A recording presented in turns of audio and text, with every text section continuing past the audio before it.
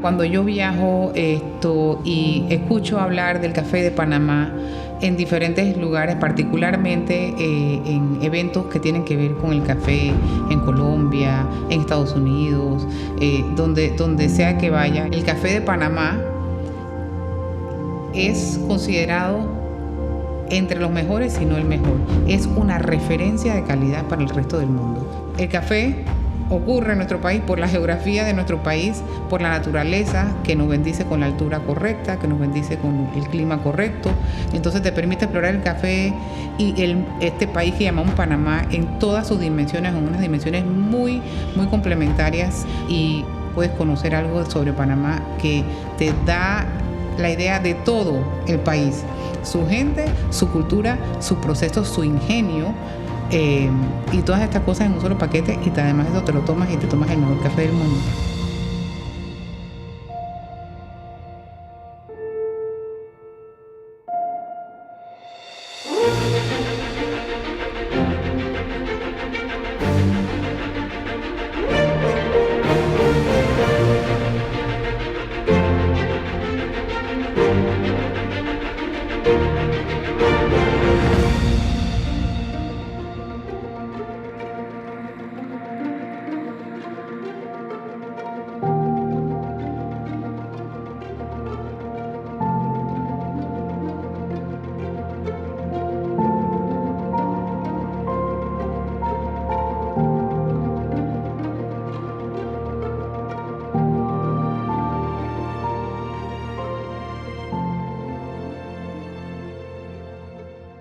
Si bien hace unos 20 años Panamá era absolutamente desconocido en el mundo del café, y recuerdo perfectamente aproximadamente en el 95 cuando me fui a una convención de café buscando qué hacíamos para encontrar un mejor mercado, me fue a una convención de café.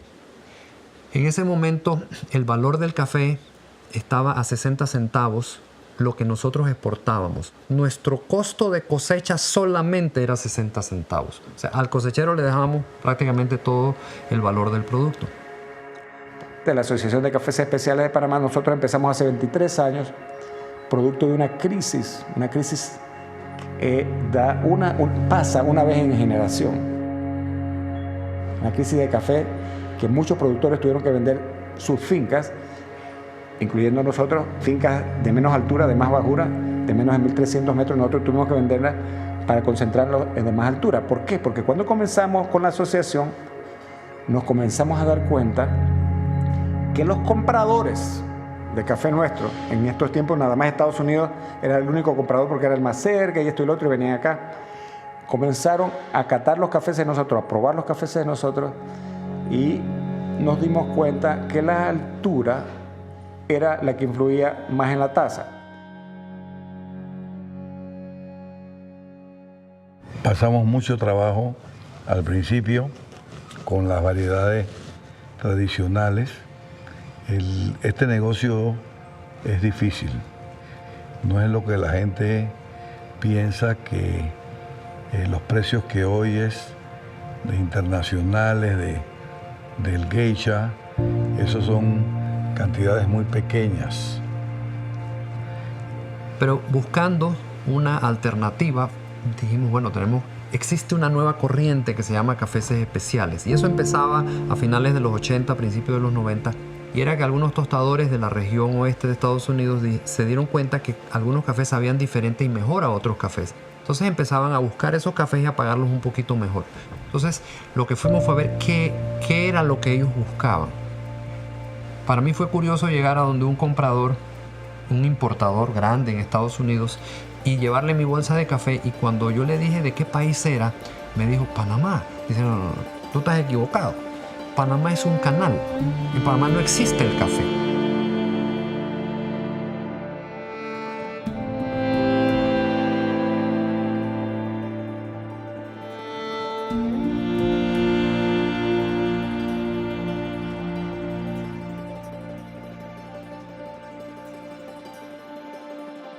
La FAO, la Organización de Agricultura de las Naciones Unidas, la FAO, ellos hacían unos programas donde traían diferentes variedades de África. Recordemos que el café, todo el café es de Etiopía, de allá es nativo.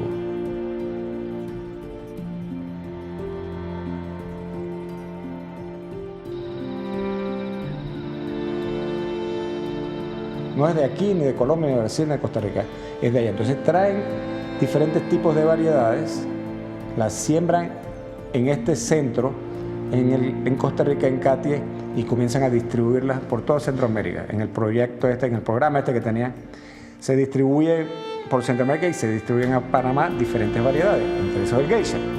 En los 60, ya a las finales de 60, el Ministerio de Desarrollo Agropecuario, el señor Pachi Serracín, que trabajaba en el ministerio, él fue el encargado de traer las primeras. Después hubieron productores privados como el señor Terman, el señor Frank Terman, que trajo también de Costa Rica semillas y comenzaron a probarlas.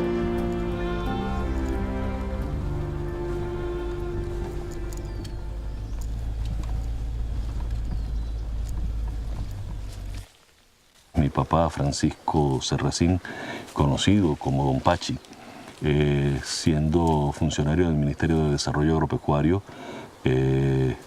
vio las características peculiares y particulares que tenía en aquel entonces el geisha. Él fue siempre un fanático de los cafés de porte alto y decidió introducir a Panamá en el año 63 esta variedad. Sus colegas del mundo del café le dijeron que él estaba inclusive loco porque iba a sembrar un café que no tenía ningún valor, que era un café un tanto hasta problemático, porque era de porte alto, su sistema radicular era muy pobre o limitado, se moría mucho, había que tener particular cuidado en su proceso de crecimiento, producía muy poco. Pero lo que era lo peor que ellos consideraban es que no sabía café, tenía otras características de sabor. Entonces que parecía una tontería, ¿no?, sembrar un café que no tenía esas características que tenían los cafés que en aquel momento se consideraban buenos cafés. En el camino de nosotros ir entendiendo mejor el mercado, empezamos a hacer competencias de los mejores cafés de Panamá y a invitar compradores a ser jueces. Hace 20 años aproximadamente, no estoy seguro, el señor Price Peterson de La Esmeralda tenía una finca en Boquete donde esta variedad estaba y se descubrió que tenía unos sabores exóticos y de ahí empezó el geisha.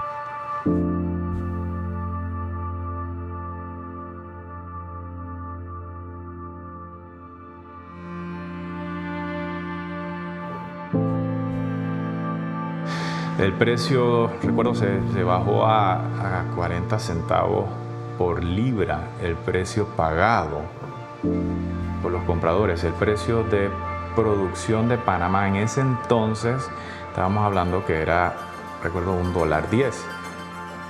Entonces, producir $1.10 para que te lo compren a 40 centavos, eso era la receta perfecta para el final de la industria. En el 2004 me tocó la suerte de estar probando una serie de como 6 otros cafés mezclados acá. Uno que habíamos aislado me supo particularmente diferente a todos los demás. No sabía nada de lo que yo había probado en Panamá. De hecho, en el mundo yo nunca había probado un café así. Un café que era súper aromático, era flores que yo no había percibido en café.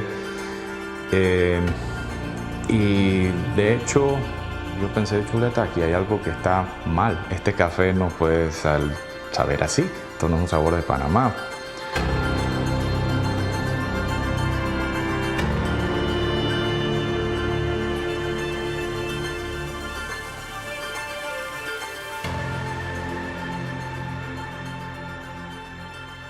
Siempre se cata ciega, no se sabe hasta el final qué café es. Wow, este café que está aquí es bueno, este café tiene buen aroma, buena fragancia, buena taza, buena acidez, buena dulzura. Todo, tenía todo. Esto es mejor que las demás. Entonces a la final es, ¿qué café es ese? Entonces, oye, Daniel, este café es tuyo, ¿qué café es este? Dice, bueno, ese es los técnicos me dijeron que esa variedad se llama geisha, pero esa se había abandonado aquí porque produce muy poco. Pero Daniel, esto está fascinante, esto es como un café con té, pero bien exótico, con sabores exóticos que no se encuentran y no se han encontrado en ninguna otra variedad.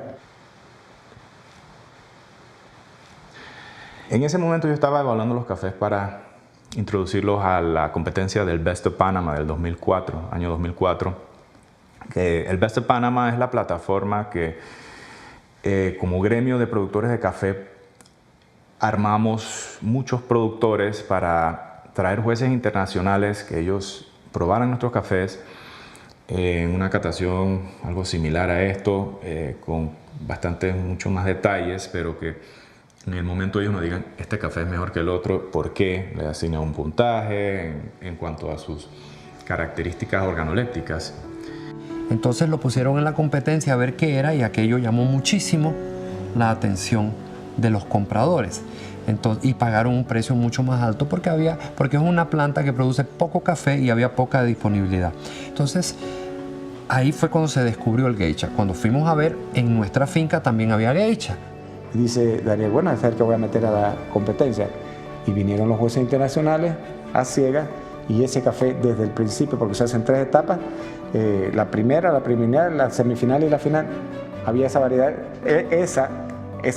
ese café quedaba súper diferente a los demás. Entonces a las finales, cuando vino la premiación, la noche de la premiación, era el geisha. Entonces desde ahí en adelante el resto es historia.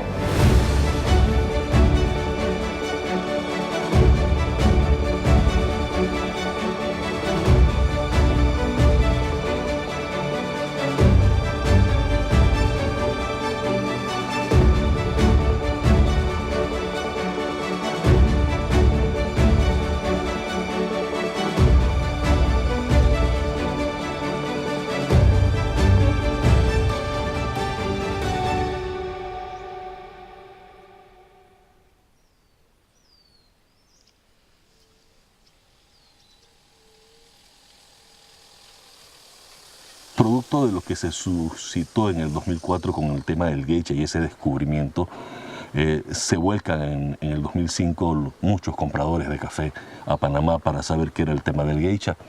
En esta finca en particular, mi papá tiene variedades puras, sembradas de manera muy particular, ordenadas. Siempre fue un hombre ordenado en su manera de trabajar y tenemos 9 variedades puras. Y los compradores inmediatamente empezaron a preguntar, óyeme, pero ¿y tú puedes recolectar y procesar ese café por aparte y nos lo puedes vender? Y por supuesto que dijimos que sí. Y empezamos entonces a vender pequeñas cantidades muy puntuales de otras variedades, lógicamente incluyendo geisha. Entonces abrió la subasta, 3 minutos más tarde, ¡pah!, se cerró. Y nosotros llamamos al corredor de la subasta que vivía en California. Oye, Malcolm, ¿qué pasó? Dice Malcolm, no, es que se nos metió un hacker. ¿Cómo sabes que se metió un hacker? Dice, bueno, porque imagínate, nosotros estamos acostumbrados a 2, 3 centavos y de pronto le dieron $10 a un café. ¿A cuál? Al geisha. Así que yo cerré esto para ver dónde está el hacker y cómo defenderme. Al ratito se abrió de nuevo y nos llama Malcolm y dice, hey Malcolm, ¿qué pasó? ¿Encontraste el hacker? Dice, no era un hacker, es alguien que quiere ese café. Y apostó $10 de salida. Entonces, esa fue la primera experiencia chocante que tuvimos nosotros. Y es allí donde nace la estructura de los microlotes. Entonces nosotros fuimos pioneros en ese sentido, dando a conocer al mundo entero la oportunidad de vender pequeñas porciones de café en donde le permitíamos a los microtostadores llegar a origen y comprar de manera directa, sentirse más cómodo, sentirse seguro de lo que estaba comprando y así entonces de manera más directa, ¿no?, y en trato directo con el productor, ¿no?, que también le da un valor agregado a lo que él está haciendo, entonces poder adquirir la producción.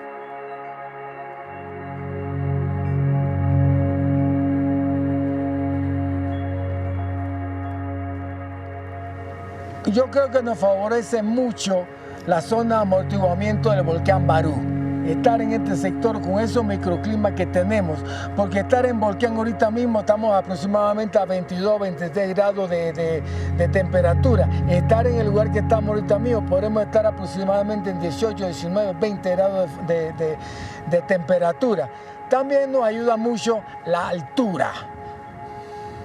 Y en ese proceso hemos venido no solo encontrando los lugares donde da mejor sabor, sino los procesos. Como el proceso, como en el vino, puede darte diferentes sabores. Entonces, como hemos venido mejorando esos procesos, han hecho que Panamá hoy día tenga cafés que son de muy alto valor de sabor y obviamente un alto valor de mercado.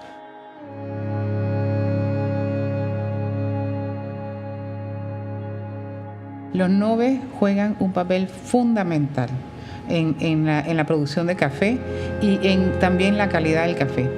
Y tan fundamental es que sin ellos no hubieran podido llegar a lo que hemos llegado en nuestro país con la producción de café y café de alta calidad.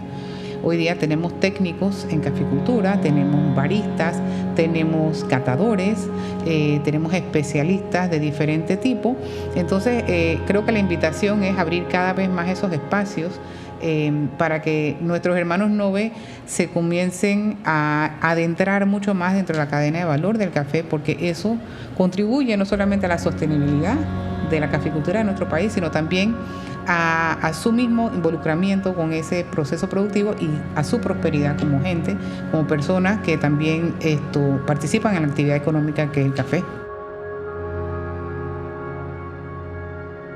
Pero es la culminación o es el desarrollo de 20 años de trabajo que se han hecho en Panamá buscando cómo mejorar, qué variedades entregar, qué podíamos hacer para encontrar mejores mercados para un producto que en su momento prácticamente desaparecía en este país.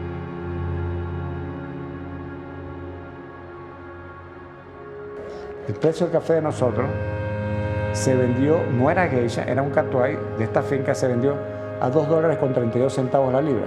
Este año, de esta misma finca, un geisha, de la misma altura, pero un geisha, el más alto se vendió a $803 versus $232 en el 2002. El mercado ha cambiado tanto, especialmente con el geisha. El geisha ha puesto a Panamá en el sitial que hoy en día tenemos, que somos el número 1 con la mejor calidad de café. Los que compran estos cafés son los mejores del mundo. De ahí para arriba no hay más nadie. No existe más nadie. Son los mejores del mundo. ¿Quiénes son estas personas que compran este café? La gente que compra este café son asiáticos. La mayoría.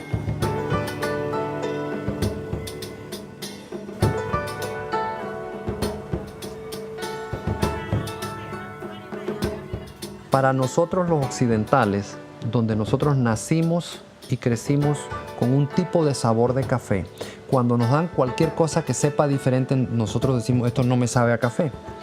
Pero los asiáticos son consumidores nuevos. Ellos empezaron a consumir café hace pocos años, ellos siempre consumían té. Entonces, en el té hay una alta gama de sabores diferentes, naturales. Entonces, para ellos, cuando tú le pones todos los cafés que pueden producirse de diferentes variedades, automáticamente se van al geisha porque es la variedad que es más floral, que tiene más diferenciación de sabores. Al resto del mercado de otros países les cuesta un poco más porque la gente tiende a decirte, no, pero es que esto no me sabe a lo que yo considero que es café. Pero el asiático no tiene esa parte marcada en su paladar, entonces para él está abierto. Cabe destacar, lógicamente, que el café que consume la Casa Imperial Japonesa es café de Panamá, ¿no? Y eso denota positivamente porque el que sea café panameño, el que esté allí, hace una excelente propaganda, por decirlo de alguna manera, para que pongamos como ejemplo, ¿no?, que las características de calidad de lo que nosotros producimos pues llega a esos niveles. También en el mundo, en general, en el mercado del café ha habido un cambio, y es que generaciones más jóvenes se han interesado y existe lo que es una cultura de café. Y el geisha, al ser un café exótico, diferente, esta nueva parte de la sociedad interesada en el café está siempre buscando algo nuevo. Sabores exóticos, sabores diferentes. No son la persona que te está buscando un espresso o un cappuccino o simplemente una bebida de café. Están buscando realmente sabores diferentes en variedades exóticas.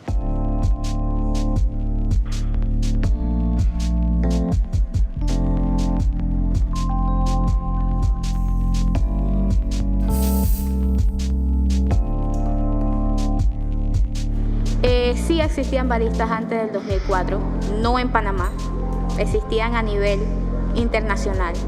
En Europa siempre han existido baristas, Japón pues también existían, pero Panamá no tenía baristas como tal, tenían gente que preparaba café, pero no el conocimiento completo o general que tiene que tener un barista. Pero ahora es cuando Panamá dice, aquí voy. Cuando yo estuve trabajando como barista el 100%, pues a mí me gustaba descubrir de qué finca venía el café y todo lo demás, los procesos que tenía el café como tal. Y les comenzaba a contar esto a los clientes y me decían, wow, de verdad, que todo eso se hace. Yo, sí, todo eso se hace. Y yo te lo voy a preparar de esta manera que tú vas a notar que, bueno, ¿a ti cómo te gusta? Y él dije, bueno, a mí me gusta fuerte, a mí me gusta dulce. Yo trataba de buscarle ese toque que el cliente me pedía. Entonces, por eso que hoy en día los clientes buscan mucho más. Porque, sin mentirte, los clientes yo creo que son más baristas que uno mismo. Ellos quieren conocimiento, descubrir. O sea, el barista hasta de política tiene que hablar, porque el cliente lo necesita conversar con alguien. Entonces, el saber todo con el café que tú vendas, que nada más vendas 2 o 3 cafés, y que sepas todo el proceso de ese café hasta que llegó aquí, es muy importante para el cliente.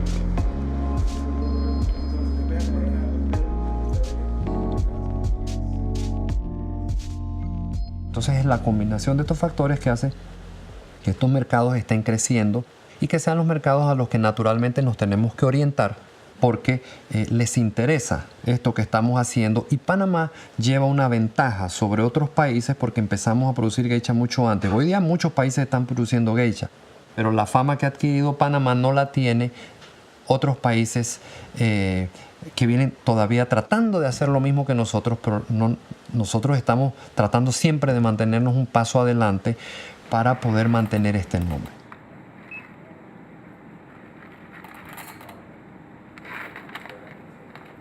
Una de las formas en las cuales nosotros podemos crear cultura y crear conocimiento es brindarle a las personas una experiencia y docencia alrededor del tema del café. Y eso precisamente es lo que está tratando de hacer el proyecto del Museo del Café de Panamá.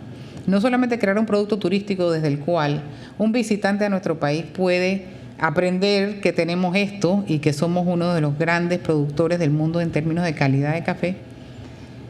¿Por qué llegamos allí? ¿Cómo llegamos ahí? ¿Qué lo hace especial?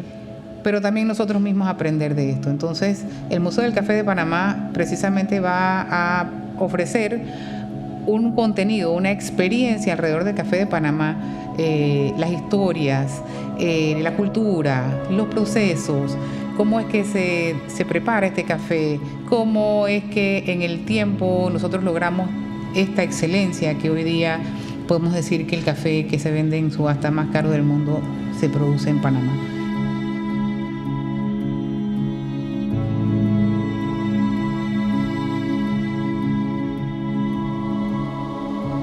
Nosotros acabamos de venir de Holanda, de la feria en Holanda, y habían un montón de cafeterías de representantes de Colombia, de Brasil, de todas partes, y cuando llegaban los mismos brasileños, conocedores de café, decían, wow, pero este geisha no es el que probé yo en Colombia, o no es el que probé yo.